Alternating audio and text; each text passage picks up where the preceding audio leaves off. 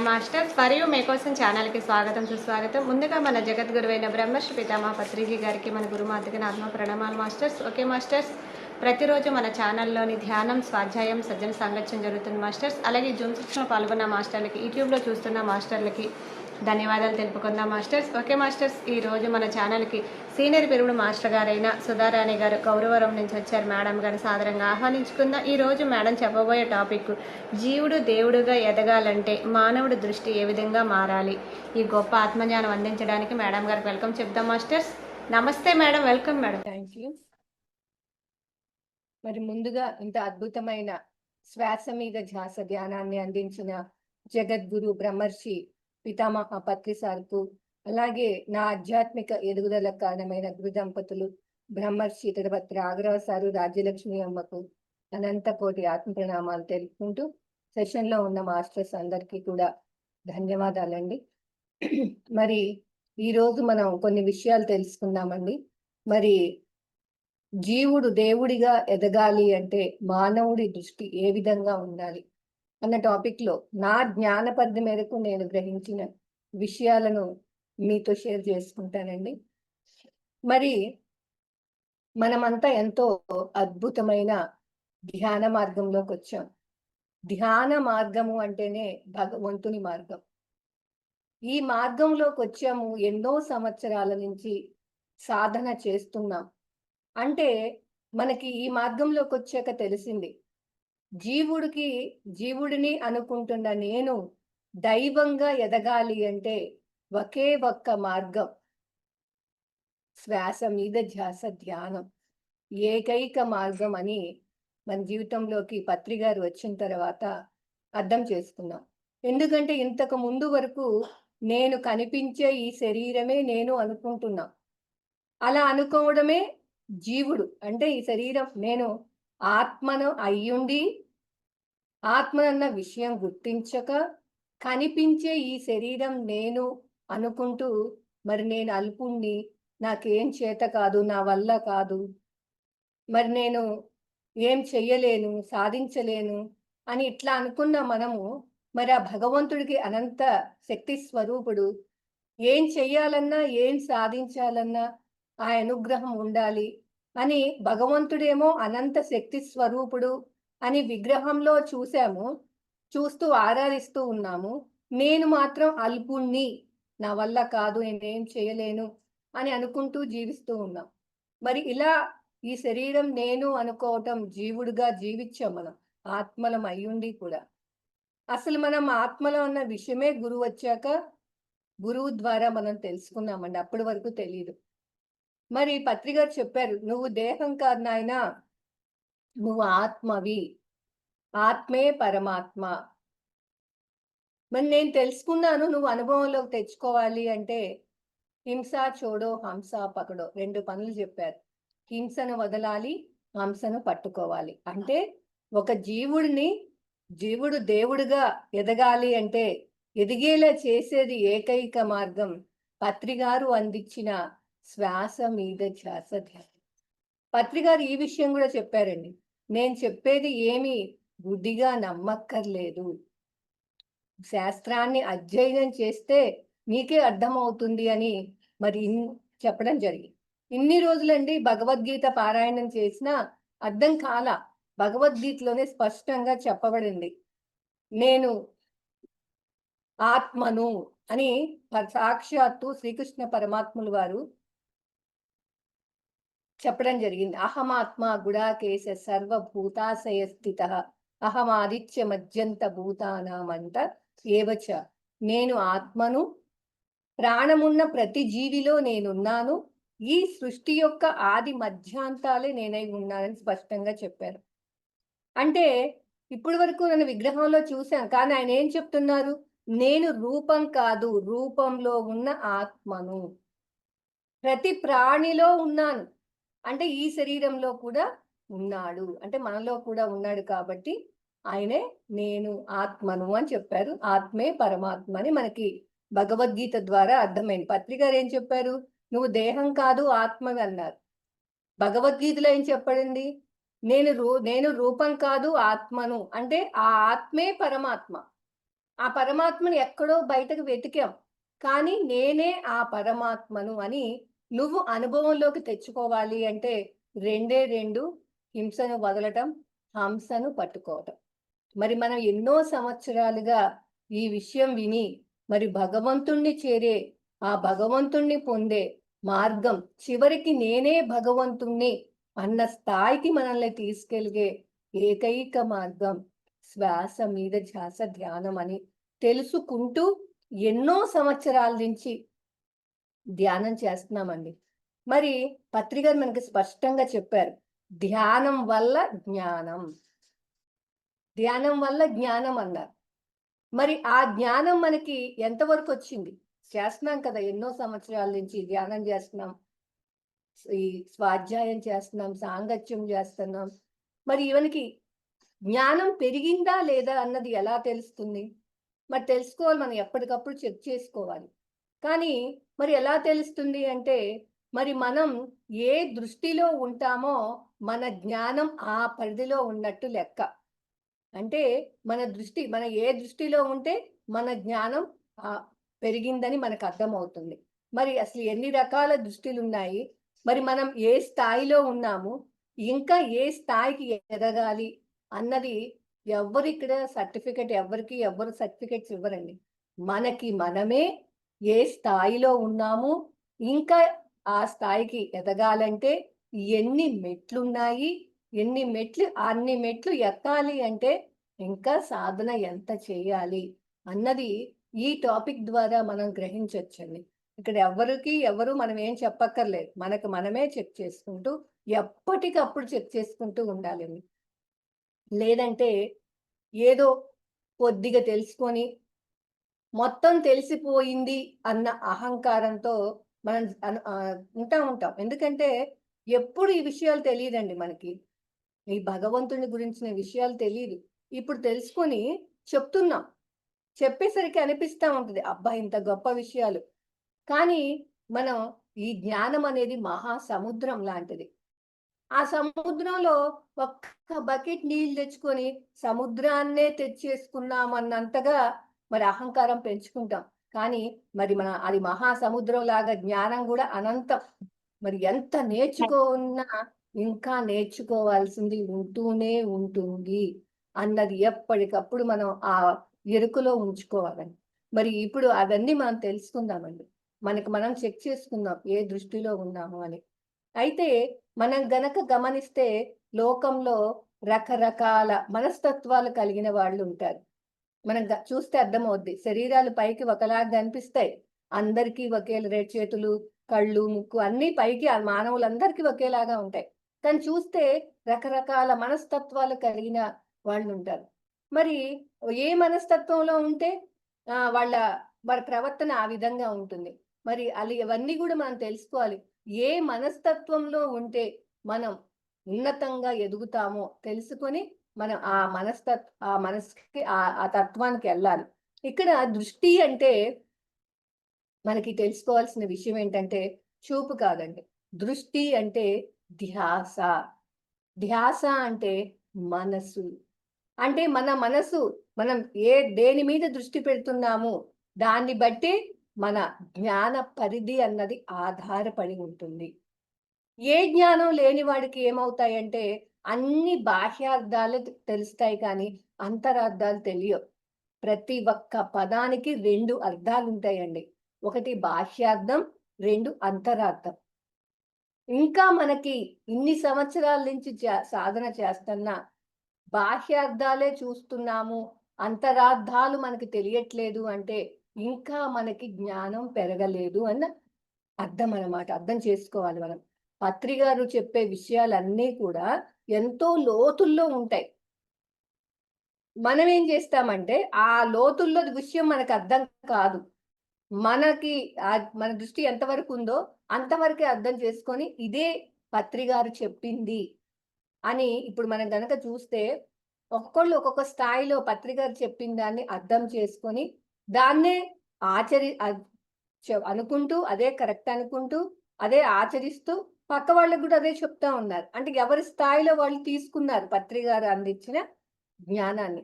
కానీ పత్రి గారు హైయెస్ట్ గా ఏం చెప్పారు? ఎప్పుడూ కూడా జ్ఞానం అది పెంచుకోవాలి. జ్ఞానం పెంచుకోవటం అంటే నేను ఆత్మను అని తెలుసుకోవడమే జ్ఞానం. అలా ఆత్మను అన్నట్టుగా మనం జీవించాలి. తెలుసుకోవటం అంటే తెలుసుకోవటం కాదండి. నేను ఆత్మనని తెలుసుకున్నాం ఇప్పుడు. ఆత్మలాగా నేను జీవిస్తున్నానా లేదా? ఆత్మ అన్నట్టుగా జీవిస్తున్నానా లేదా? ఇంకా దేహభావంతో జీవిస్తున్నామా అన్నది మరి మనకి పత్రిగారు అందించిన ఆ జ్ఞానం పెరిగే కొద్దీ మనకి ఈ విషయాలన్నీ కూడా అర్థమవుతాయి. మరి ఈ దుస్తులు ఏంటో తెలుసుకుందామండి. మరి ముందు దేహ దృష్టి. ఈ దృష్టిలో మొట్టమొదటిది ఏంటంటే దేహ దృష్టి. దేహ దృష్టిలో ఉన్నవాళ్ళు ఎలా ఉంటారు అంటే దేహాన్నే చూస్తారండి. అంటే నల్లగా ఉన్నాడా? తెల్లగా ఉన్నాడా?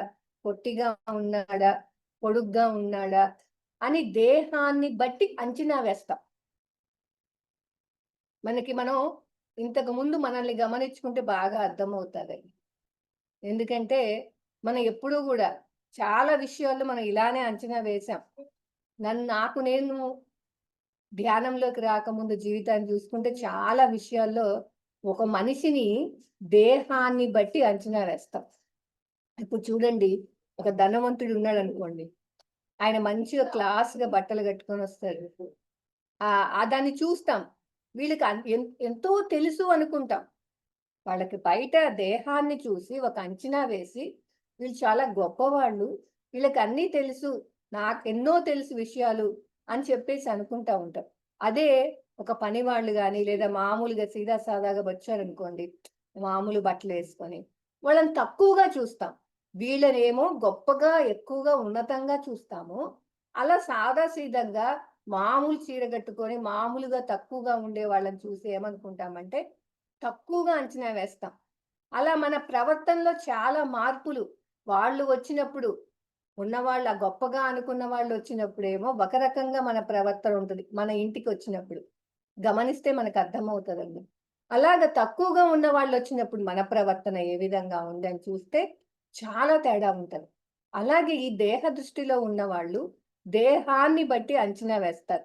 ఇప్పుడు ధ్యానం క్లాస్ పెట్టామనుకోండి, అందరికీ పాంప్లెట్లు పంచుతాం. చూస్తే మరి 1000 పాంప్లెట్లు పంచితే మరి వచ్చేవాళ్ళు 100 కంటే లోనే ఉంటారండి. చాలా తక్కువ మందుంటారు. ఒక 50 అంతే.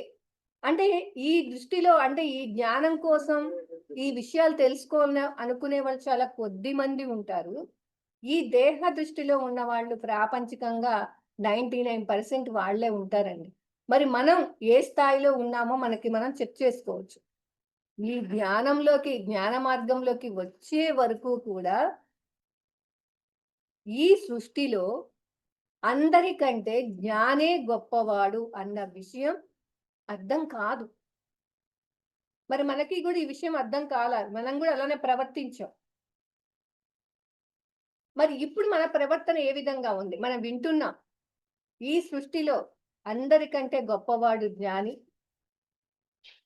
మరి ఆయన శరీరం ఉన్నప్పుడే కాదు, శరీరం వదిలిన తర్వాత కూడా మరి యుగ యుగాల నుంచి వారి యొక్క జ్ఞానాన్ని వారు జీవించే ఉంటారు. వారి యొక్క జ్ఞానం అందుతూనే ఉంటుంది అని చెప్పేసి అనుకుంటా ఉంటారు. అంటే ఆ జ్ఞానే గొప్పవాడు కాబట్టి, ఆ జ్ఞానం సంపాదించడానికే మనం ఈ మార్గంలోకొచ్చి ఈ విషయాలు తెలుసుకుంటూ ప్రయత్నిస్తున్నాం. మరి ఇన్ని వింటున్నా మనం ఇంకా మనకు చెక్ చేసుకోవాలండి ఇక్కడ. నేనింకా దేహాన్ని బట్టి అంచనా వేస్తున్నానా? నా ఇంటికి వచ్చిన వాళ్ళకి మరి నేను ఎలా ప్రవర్తిస్తున్నాను? ఇంకా దేహాన్ని చూసి ప్రవర్తిస్తున్నానా? అన్న విషయం కూడా మనం ఎప్పటికప్పుడు చెక్ చేసుకుంటా ఉండాలండి. అంటే ఇక్కడ ఎవ్వరిని ఇదివరకు ఏం చేశామంటే, ఎదుటివారిని గమనించేవాళ్ళు. కానీ ఇప్పుడు ఎదుటివారిని కాదండి. మనని మనం గమనించుకోవటం. నా ప్రవర్తన ఏ విధంగా ఉంది? మరి ఏమన్నా జ్ఞానం పెరిగిందా లేదా? చెప్పటమేనా? వింటున్నాను చెప్పటమేనా? నేనేమైనా ఆచరిస్తున్నానా? అన్నది ఎక్కడైనా ఆచరించట్లేదు అని మనకు అర్థమైనప్పుడు ఇక్కడ నేను ఫెయిల్ అయ్యాను. నేను చెప్తున్నాను కానీ, నేను ఆచరించట్లేదు అన్న విషయం మనకు అర్థమైతే, మరి ఇంకా ఆ విషయం నాకు అర్థం కాలేదు. అర్థం కాలేదు కాబట్టే నేను ఆచరణలో పెట్టుకోలేదు. అర్థమైతే ఖచ్చితంగా నేను ఆచరణలో పెట్టుకుంటాను అని ఇక్కడ ప్రతి విషయం మనకి మనం గమనించుకుంటూ, మన లోపాన్ని గనక మనం తెలుసుకున్నప్పుడు దాన్ని సరిచేసుకునే ప్రయత్నం చేస్తామండి. ఇవన్నీ తెలుసుకోలేకపోతే ఏదో కొద్దిగా తెలుసుకున్న జ్ఞానంతో అంతా తెలిసిపోయింది అని ఇంకా తెలుసుకోవలసిన దాని మీద దృష్టి పెట్టమండి. ఎప్పుడైనా మనకి బాగా గమనించండి. ఏదైనా కొద్దిగా తెలిసింది అని అహంకారం గనక మనం పెంచుకుంటే గనక ఇంకా ఏం తెలుసుకోవాలి అన్న దాని మీద దృష్టి పెట్టమండి. గురువు ఒక పుస్తకం చదువుతాం. ఒక సందేశం వింటాం. ఆహా! ఇది నేను ఆచరిస్తుందే అనేది టక్కున అనేసుకుంటాం కానీ, ఇంకా నేను ఏం ఆచరించాలి? ఇందుట్లో నేను కొత్తగా తెలుసుకున్న పదం ఏంటి? ఆచరించవలసిన విషయం ఏంటి? అని ఆ దృష్టి వెళ్ళదు. ఆ మనసు దాని మీదకి వెళ్ళదు. అందుకే మన ఎదుగుదల అన్నది ఆగిపోతుంది. అక్కడితో ఆగిపోతుంది గానీ, ఎదగటానికి మనకి ఉపయోగపడదనమాట. ఎంత వింటున్నా, ఎంత సాధన చేస్తున్నా. కాబట్టి సాధనతో పాటు ఈ స్వాధ్యాయం, సజ్జన సాంగత్యాలతో పాటు ఈ విచారణ అన్నది మనం ఎప్పటికప్పుడు చేసుకోవాలి. ఎందుకంటే వశిష్ఠులు వారు చెప్తారు. విచారణ పరమ జ్ఞానం.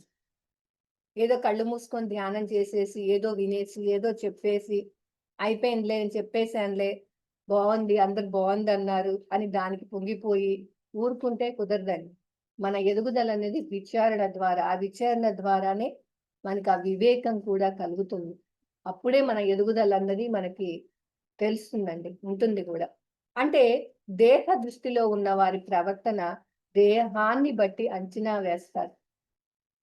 అంతకు మించి వాళ్ళ ప్రవర్తన ఇవన్నీ ఏమి చూడరు. వాళ్ళకెంతో గొప్పవాళ్ళు అనుకుంటారు. మరి ఆ జ్ఞాన దృష్టిలోకి వచ్చినప్పుడు మాత్రమే ఈ సృష్టిలో అన్నిటికంట ఏదైతే ధనము, అందము వీటిని చూసి గొప్ప అనుకున్నామో ఇవన్నీ తాత్కాలికమైనవి. ఈ రోజు ఉంటాయి, రేపు ఉండదు. యవ్వనం అనేది కూడా, అందం అనేది కూడా కొన్ని రోజులు మాత్రమే, తర్వాత నశించిపోయేదే. కానీ జ్ఞానం అన్నది శాశ్వతమైనది. దాన్ని సంపాదించుకోవాలని మనకి అర్థమవుతుందన్నమాట. అలాగే రెండవది అజ్ఞాన దృష్టి. ఈ అజ్ఞాన దృష్టిలో ఉన్నవారు ఎలా ఉంటారు అంటే, ఎదుటివాడు నాకు ఎలా ఉపయోగపడతాడు? అంటే ఎదుటివాడి వల్ల నాకు లాభం ఉంటేనే నేను వారితో పరిచయాలు పెంచుకుంటాను, వారితో స్నేహం చేస్తాను అని ప్రతీది కూడా మనం అలానే ఆలోచిస్తామండి. వాడి వల్ల మనకి లాభం కలుగుతుంది అంటేనే మాట్లాడతాం. వాడితో స్నేహం పెంచుకుంటాం. లాభం లేదు అంటే వాడిని అసలు పట్టించుకోం. అంటే ఇలా అజ్ఞాన దృష్టిలో ఉన్నవాళ్ళు ఇలా వారి ప్రవర్తన ఈ విధంగా ఉంటుంది. అంటే స్వార్థంతో ఉంటారు. అంటే దానివల్ల ఏమవుతుంది? తను మాత్రం ఎవ్వరికీ ఉపయోగపడడు. ఈ ఈ అజ్ఞాన దృష్టిలో ఉన్నవాళ్ళు ఎంతసేపు తను లాభం పొందాలనే చూస్తాడు తప్పించి, తను వల్ల ఎవరికైనా లాభం చెయ్యాలి, మంచి చెయ్యాలి అన్న ఆలోచన రాదు. అందువల్ల ఎవరికీ ఉపయోగపడ్డనమాట. తను లాభమే చూసుకుంటాడు. తనకి లాభం కలిగే వారితోనే స్నేహం చేస్తా ఉంటాడు. కానీ మనకి ఈ ఆధ్యాత్మిక మార్గంలోకొచ్చాక అర్థమైంది. అందరూ ఆత్మస్వరూపులే. ఇక్కడ ఎవరూ శత్రువు కాదు, ఎవరూ మిత్రుడు కాదు. అందరూ ఆత్మస్వరూపులే అన్న విషయం ఎప్పుడు అర్థమైందంటే ఈ జ్ఞాన మార్గంలోకి వచ్చాక అర్థమయ్యి, మనం ఎన్ని కోరుకున్నా, ఎదుటివాడి నుంచి ఎంత ఆశించినా రాదు. కానీ ఈ సృష్టి యొక్క సిద్ధాంతం ఏంటి? ఇస్తే వస్తుంది. ఇవ్వకపోతే ఏది రాదు. అది కూడా ఏది ఇస్తే అదే వస్తుంది. ఎంత ఇస్తే అంతే వస్తుంది అన్న విషయం ఎప్పుడు అర్థమైంది మనకి? ఈ మార్గంలోకి వచ్చాకే ఈ ఈ విషయాలన్నీ వినటం వల్ల, మహాత్ముల యొక్క సందేశాల వల్ల మాత్రమే తెలుసుకున్నాం. ఇంతకుముందు నాకే కావాలి అని ఎదుటివాడి వల్ల లాభం ఆశించాం. కానీ మనకి ఏదైనా కావాలి అనుకుంటే, ఏదైనా పొందాలి అనుకుంటే ముందు నువ్వు ఇవ్వాలి. పత్రి గారు కూడా ఎన్నో సార్లు చెప్పడం జరిగింది.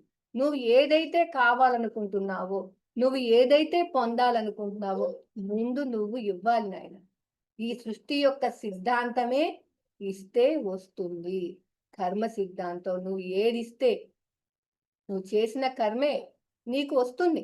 అది మంచి చేస్తే మంచి, చెడు చేస్తే చెడు అని. మరి చూడండి, మనం ఈ మార్గంలో రాకముందు మన ప్రవర్తన ఏ విధంగా ఉంది, ఇప్పుడు మన ప్రవర్తన ఏ విధంగా ఉంటుంది. మరి ఇంకా మనం ఈ మార్గంలోకి వచ్చి ఎదుటివాడి నుంచి ఇంకా లాభం పొందాలి అని ఆశిస్తున్నాము అంటే మనం ఇంకా అజ్ఞానంలో ఉన్నట్టు లెక్క. ఇక్కడ మనం చెక్ చేసుకోవాలండి. ఇంకా ఏదైనా కోరుకుంటున్నాము, ఇంకా మనం ఎటువాడి నుంచి ఆశిస్తున్నాము, మరి వాడి వల్ల మనకి ఇది ఆధ్యాత్మిక మార్గంలోకి వచ్చినా వాళ్ళ దగ్గర శక్తి ఉంది, ఆ శక్తి నాకు కావాలి. వీళ్ళ దగ్గర శక్తి ఉంది, ఆ గురువు దగ్గర ఉంటే, ఆ గురువు సమక్షంలో ఉంటే శక్తి వస్తుంది అని చెప్పేసి చాలా మంది, నేను ధ్యానానికి వచ్చిన కొత్తలో చాలా మంది విన్నానండి. ఇలా ఆశిస్తూ ఉంటాం. అంటే ఇంకా ప్రాపంచిక విషయాలు ఒక్కటే కాదండి, ఈ మార్గంలోకి వచ్చినా కూడా మనం ఇంకా ఆశిస్తున్నాం, ఇంకా ఎన్నో పొందాలి. ఏంటది? మరి కోరికతో చేస్తున్నామండి ఇక్కడ గూడా. ఆశిస్తున్నాం ఎదుటి వాళ్ళ వల్ల లాభం జరగాలి మనకి అని జెప్పేసి. మరి నేను ధ్యాన మార్గంలోకొచ్చిన కొత్తలో అన్నీ చూసేశాను. అన్నిటికి ఎళ్ళాను. అన్నీ చూశాను. అన్నీ అర్థమైనయి గూడా. ఇవేమీ కరెక్ట్ కాదు అనిపిచ్చింది చివరికి. ఎన్ని సంవత్సరాలు? దాదాపు 10 సంవత్సరాలు పట్టిందండి నాకు ఈ విషయం అర్థం కావటానికి. ఎన్ని చేసినా నేననుకున్నది జరగట్లేదు. ఏంటి నేననుకున్నది? దుఃఖం నుంచి బయటపడాలి.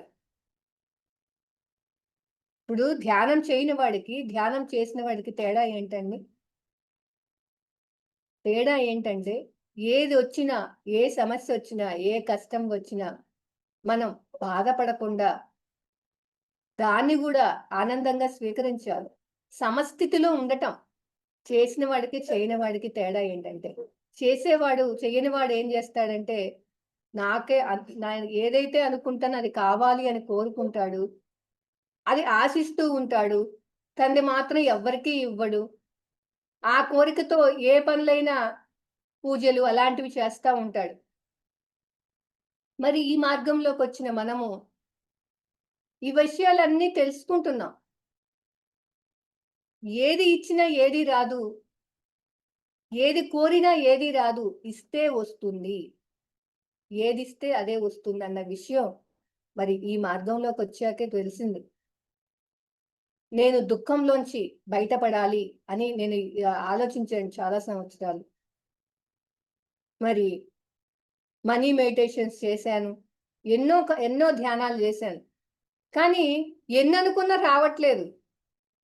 ఎందుకు రావట్లేదు? నువ్విస్తే వస్తుంది. దుఃఖం నుంచి బయటపడాలి. సార్ పత్రిక చెప్పారు. నీకు వీసమెత్తు దుఃఖం ఉన్నా నువ్వు అజ్ఞానంలో ఉన్నట్టే అని. ఈ ఒక్క మాట నన్ను మార్చిందండి 10 సంవత్సరాల తర్వాత. నేను ఆలోచించాను. ఇన్ని సంవత్సరాల నుంచి ధ్యానం చేస్తున్నాను. ఒకరోజు ఆలోచన వచ్చిందనమాట.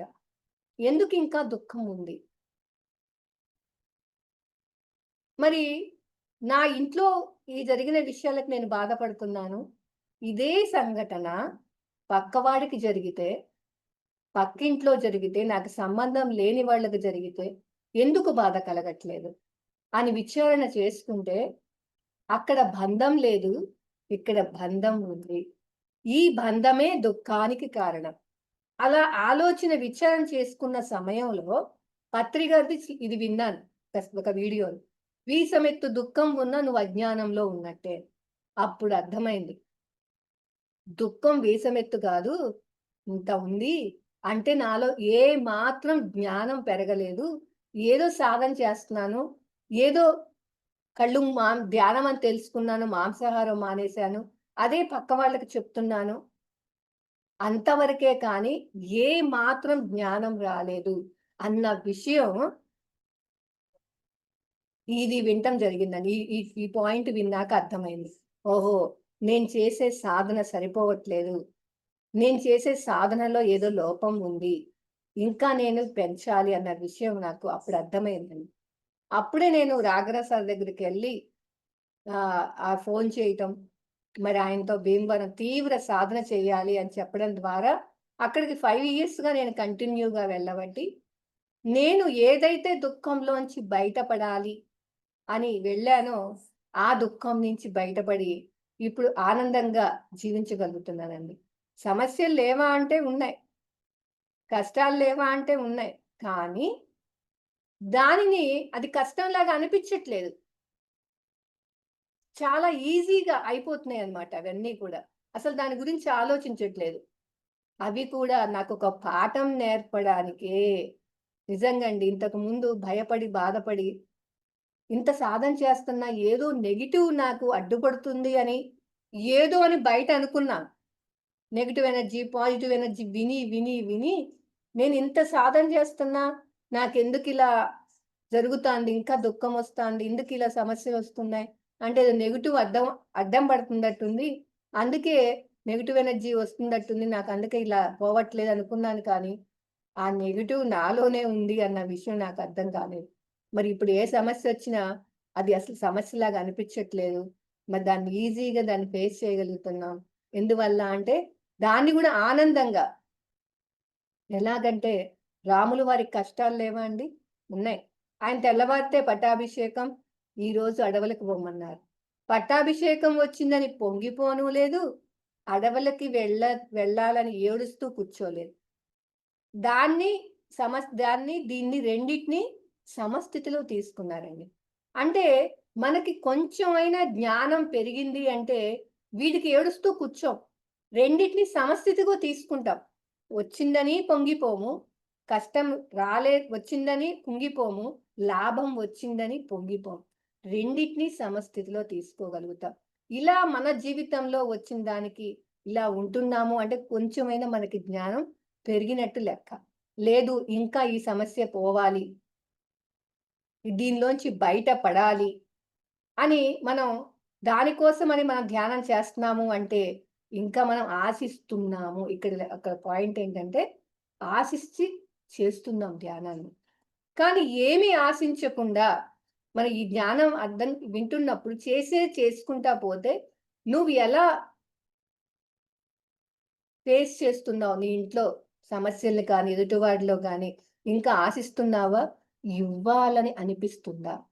ఎందుకంటేనండి ఈ మనసు 3 గుణాల్లో ఉంటది. తమోగుణం, రజోగుణం, సాత్వికం. తమోగుణం, రజోగుణాల్లో ఉన్నప్పుడు ఇంకా కావాలి అనిపిస్తా ఉంటది. ఎవరైనా ఇస్తే బాగు. ఇంకా అది వస్తే బాగు. ఆ బిల్డింగ్ కొంటే బాగు. ఇలా ఆశిస్తూ ఉంటాం. కానీ ఎప్పుడైతే ఈ గుణాలు దాటుతామో అప్పుడు ఏమనిపిస్తదంటే సాత్వికంలోకొచ్చాక ఇవ్వటం కాదు, తీసుకోవటం కాదు. తీసుకోవటంలో ఆనందం లేదు. ఇవ్వటంలోనే ఆనందం ఉందని ఇవ్వాలనిపిస్తా ఉంటది. అది మనకు ఉన్నంతలో ధనమైన, వాక్కైన, సమయమైన ఏదైనా సరే మనకున్నంతలో మనం ఇవ్వాలనుకుంటా ఉంటామనమాట. ఇలా మనకి ఇంకా ఎటువాడి నుంచి ఆశిస్తుంటే అజ్ఞానంలో ఉన్నట్టు లెక్క. ఎటువాడి నుంచి ఆశించకుండా ఇంకా ఇవ్వాలని అనిపిస్తా ఉంటే, మనకి కొంచెం అజ్ఞానంలోంచి జ్ఞానం పెరిగినట్టు లెక్క అండి. ఈ విషయాల్ని మనం చెక్ చేసుకుంటా ఉండాలి. మన జీవితంలో నా ప్రవర్తన ఏ విధంగా ఉంది? ఏ ఒక్క విషయంలో కూడా మనం చెక్ చేసుకుంటా ఉండాలి. ఇలా ఉంది అంటే, ఇంకా నాకు జ్ఞానం పెరగాలి అని మనకు మనమే చెక్ చేసుకుంటా ఉంటే సరిపోద్దనమాట. అలాగే మూడోది మనోదృష్టి. ఈ మనోదృష్టిలో ఉన్నవాళ్ళు ఎలా ఉంటారు అంటే, ఎప్పుడూ కూడా ఎదుటి వాళ్ళని విమర్శిస్తూ ఉంటారు. నేను చాలా కరెక్ట్. నేను అన్నీ కరెక్ట్‌గానే మాట్లాడుతున్నాను. ఏ లోపం లేదు. కానీ ఎదుటి వాళ్ళలోనే లోపం ఉంది అని, ఆ లోపాలని చూస్తూ విమర్శిస్తూ ఉంటారు. ఇప్పుడు చూడండి, మరి దుర్యోధనుడు కృష్ణుడిలో అన్ని లోపాలే చూసాడు. కానీ అదే అర్జునుడు ఆయనలో మంచితనాన్ని చూసాడు. అంటే ఒకే వ్యక్తి, ఆ భగవంతుడు శ్రీకృష్ణ పరమాత్ముల వారు అన్నాడు ఒకే వ్యక్తి. కానీ ఆ దుర్యోధనుడు ఏం చూసాడు? అతనిలో చెడే కనిపించింది. కానీ అర్జునుడు ఏం చూసాడు? ఆయనలో మంచితనాన్ని చూసాడు. ఒకే వ్యక్తి ఒకడేమో చెడుని చూసాడు, ఒకడేమో మంచిని చూసాడు. అంటే అజ్ఞానంలో ఉన్నవాడేమో ఎదుటివాడిలో ఉన్న చెడుని చూస్తాడు. కానీ జ్ఞానం పెంచుకున్న అర్జునుడు ఏం చేశాడు అంటే మరి అతనిలో ఉన్న మంచిని చూసాడు. అంటే మనం ఇంకా ఎదుటి వాళ్ళలో చెడు కనిపిస్తున్నా ప్రతి ఒక్కరిలో మంచి చెడు అనేవి రెండు ఉంటాయండి. కానీ ఎదుటి వాళ్ళలో చెడున్నా మంచిని కనిపిస్తూ ఉంటే మనలో జ్ఞానం పెరుగుతున్నట్టు లెక్క. ఇంకా ఎదుటి వాళ్ళలో చెడుని చూస్తున్నాము అంటే జ్ఞానం పెరగని లెక్క. అంటే అజ్ఞానంలో ఉన్నట్టు, మనోదృష్టిలో ఉన్నట్టు లెక్క. మనోదృష్టిలో ఉన్నప్పుడు ఎప్పుడూ కూడా ఎదుటి వారిలో తప్పులు ఎంచుతూ విమర్శిస్తూ ఉంటాము. ధ్యాన మార్గంలోకి వచ్చినా కూడా అంటే మనం ఇక్కడ చెక్ చేసుకోవాల్సింది ధ్యానంలోకి రాని వారి గురించి, వచ్చిన వారి గురించి కాదండి. ధ్యానంలోకి రాకముందు నేను ఎలా ఉన్నానో, వచ్చి ఇన్ని సంవత్సరాల నుంచి ధ్యానం చేస్తుంటే నా ప్రవర్తన ఏ విధంగా ఉంది ఇంతకు ముందుకి ఇప్పటికి. ఇంకా నేను ఎంత మార్చుకోవాలి? ఏ విషయంలోనైనా నేను ఇంకా ఎదుటివాడిని విమర్శిస్తున్నానా? అన్నది చెక్ చేసుకుంటా ఉండాలండి. ఇలా చెక్ చేసుకుంటే మనకి బాగా అర్థమవుతుంది. అందుకే మనం ప్రామాణికంగా పురాణాల్లోంచి కథలను తీసుకుంటాం. ఎందుకంటే కథల్ని కథలుగా చూడటం కాదు. అది మనకి తెలియజేయటానికే ఆ విధంగా చెప్పడం జరిగింది. మరి ఒకసారి కృష్ణుడు దుర్యోధనుడిని ఆయన యుధిష్ఠిరుడిని ఇద్దరిని ఏం చేశారంటే తన రాజ్యంలోకి పంపించి ధర్మరాజుని, దుర్యోధనుడు ఇద్దరిని ఏం చేశారంటే తన రాజ్యంలోకి పంపించి ఆ ముందు మీరు రాజ్యంలోకెళ్ళి దుర్యోధనుడికి ఏం చెప్పాడు అంటే ఇందులో ఒక్కళ్ళైనా మంచివాడు ఉన్నాడా చూడు అని చెప్పి పంపిస్తాడు.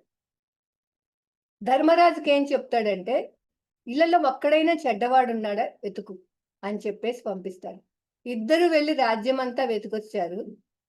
దుర్యోధనుడు వచ్చి ఏం చెప్పాడు అంటే చూస్తే రాజ్యంలో ఒక్కళ్ళు కూడా మంచివాడు లేడు. కాస్త కూస్త మంచి ఉంటే అది నాలోనే ఉందని చెప్పాడంట. కానీ ధర్మరాజు ఏం చెప్పాడంటే రాజ్యంలో ఉన్న వాళ్ళందరికీ ఎవ్వడు చెడ్డవాడు లేడు. అందరూ మంచి వాళ్ళే అని చెప్పారంట. అంటే అతని దృష్టి కొంచెం జ్ఞానం పెరిగింది కాబట్టి, ఆ జ్ఞానంలో ఉన్నాడు కాబట్టి ధర్మరాజు, ఆయనలో మంచితనం ఉంది కాబట్టి అందరిలో మంచే కనిపించింది. కానీ దుర్యోధనుడికి తనలో చెడుంది కాబట్టి అందరిలో చెడునే చూశాడు. మళ్ళా తాను కరెక్ట్, నేను నాలోనే మంచుంది అని చెప్పడం జరిగిందండి. దీన్ని బట్టి మనం ఇంకా ఎదుటి వాళ్ళలో చూస్తున్నాము అంటే అది మనలో ఉన్నట్టు లెక్క. అంటే ఎదుటి వాళ్ళలో చెడు కనపడితే నాలో చెడు ఉంది కాబట్టి ఆ దృష్టితోనే నేను చూస్తున్నాను కాబట్టి అదే కనిపిస్తుంది. కానీ నాలో ఎదుటి వాళ్ళలో మంచిని చూస్తున్నాను అంటే నాలో మంచి ఉంది కాబట్టి ఎదుటివాడిలో మంచిని చూస్తున్నాను అన్నది ఎదుటివాడు మనకి దర్పణం లాంటివాడండి, అద్దం లాంటివాడు. అద్దంలో మన ప్రతిబింబం మనకి ఎలా కనిపిస్తుందో మరి మన లోపాలు సరిచేసుకుంటామో మనం చూసుకుంటామండి, సరిచేసుకుంటాం. అలాగే ఎదుటివాడు మనకి అద్దం లాంటివాడు. వాడిలో చెడు కనిపిస్తే నాలో చెడున్నట్టు లెక్క. ఎదుటివాడిలో మంచిని చూస్తే నాలో మంచి ఉన్నట్టు లెక్క. ఎందుకంటే ప్రతి ఒక్కరిలో మంచి, చెడు అనేది ఉంటాది. చూసే దృష్టి కోణాన్ని బట్టి కనపడతాది కాబట్టి మనం చెక్ చేసుకుంటా ఉండాలి. అందుకే బుద్ధులు వారు చెప్తారండి. ఎదుటివాడిలో 99 తప్పులున్నా ఒక మంచి ఉంటే ఆ మంచిని చూసి నేను అలవర్చుకోవాలని ఒక పాఠం నేర్చుకో. నీలో 99 మంచి ఉన్నా ఒక తప్పు ఉంటే దాన్ని సరిచేసుకోవడానికి ప్రయత్నించు అని చెప్పడం జరిగింది. అందుకే ఎప్పటికప్పుడు మన లోపాలు తెలుసుకున్న విషయం కాకుండా ముందు లోపాన్ని గుర్తించాలండి. గుర్తించాలంటే ఎప్పటికప్పుడు చెక్ చేసుకుంటూ ఉండాలి. చెక్ చేసుకోకపోతే మనకు తెలవదు. చెక్ చేసుకుంటూ నేను ఎక్కడ నా లెవెల్స్ పెరుగుతున్నాయి, ఎక్కడ కోపం వస్తుంది, ఎక్కడ నేను ఎదుటి వాళ్ళ చెడుని చూస్తున్నాను, ఎదుటి వాళ్ళ ప్రవర్తన నా కోపం కలిగిస్తుంది, వాళ్ళది కనిపిస్తుంది. ఇలాంటివన్నీ కూడా మనం చెక్ చేసుకుంటా ఉంటే మనకు అర్థమవుతుంది. ఎందుకంటే జ్ఞాన దృష్టిలోకి వచ్చాక అందరూ ఆత్మస్వరూపులే. మనసు యొక్క గుణాన్ని బట్టి వాడి ప్రవర్తన ఉంటది. వాడు ఆ గుణంలో ఉన్నాడు కాబట్టి అలానే ప్రవర్తిస్తాడు అన్నది ఆ జ్ఞాన దృష్టితో మనం చూసినప్పుడు మనకు అర్థమవుతది. ఆ జ్ఞానం లేనప్పుడు మనోదృష్టిలో ఉన్నప్పుడు ఎదుటివాడి తప్పులను చూస్తామనమాట. గుణం మారాలి అంటే ఖచ్చితంగా ధ్యానం చెయ్యాలి. మరి శ్వాస మీద ధ్యానం వల్ల గుణం ఎలా మారుతుంది? ఎలా మారుతుంది అంటే శ్వాస మీద ధ్యానం ద్వారా ఆలోచన రహిత స్థితికి వెళ్తాం. అంటే మనసు పని చేయని స్థితికి. ఆ స్థితిలో అపారమైన శక్తి వస్తా ఉంటుంది. ఆ శక్తి ఎంతగా మనం శక్తిని సంపాదించుకుంటామో అంతగా మనసు శుద్ధి అవుతూ గుణం మారుతూ ఉంటుంది. గుణం మారితేనే వారి యొక్క ఆలోచన విధానం, వారి యొక్క మాటలు, వారి యొక్క ప్రవర్తన ఉంటుంది అనేది మనకి ఇప్పుడు వచ్చాక అర్థమైందండి. లేకపోతే ఎదుటివాళ్ళని అలే చూస్తూ ఎటువాళ్ళు అలాంటోడు, ఇలాంటోడు అని చెప్పి విమర్శించాం మనం గూడా. కానీ ఇప్పుడు ఇవన్నీ వింటూ ఉంటే ఇప్పుడు అర్థమవుతుంది. అది భర్త అయినా, భార్య అయినా, బంధువులైనా, ఎవరైనా మన కంటికి కనిపించే ఏ వ్యక్తి అయినా వాడి గుణానికి వాడు బందీ. అలానే ప్రవర్తిస్తాడు. అలానే మాట్లాడతాడు. అలాగే ఉంటుంది కాబట్టి మరి వాడి ప్రవర్తన మారాలి అంటే గుణం మారాలి. గుణం మారాలి అంటే ధ్యానం చేయాలి అన్న విషయం అర్థమవుతుందండి. ఈ విషయం ఈ మార్గంలోకి రాకముందు తెలీదు. ఎవ్వరికీ తెలీదు. మనకు కూడా తెలీదు. అంటే మనోదృష్టిలో ఉన్నంత వరకు కూడా స్వార్థం ఉంటుందన్నమాట. స్వార్థ దృష్టి. నా కుటుంబం బాగుండాలి అని తన కుటుంబం వరకే ఆలోచిస్తూ ఉంటాడు తప్పించి ఎదుటివాడి గురించి పట్టించుకోడు. ఎదుటివాడిని విమర్శిస్తా ఉంటాడు. మరి మనం ఈ మార్గంలోకి రాకముందు దేహాన్ని బట్టి అంచనా వేశాం. అజ్ఞానంలో ఎదుటివాడి నుంచి ఆశించాం. ప్రతిదీ ఆశించటమే. ఆఖరికి భగవంతుడి నుంచి కూడా ఆశించామండి. కోరికలు లేకుండా ఏ పూజ చేశామా? చేయలేదు. అంతా ఆశించే చేశాం.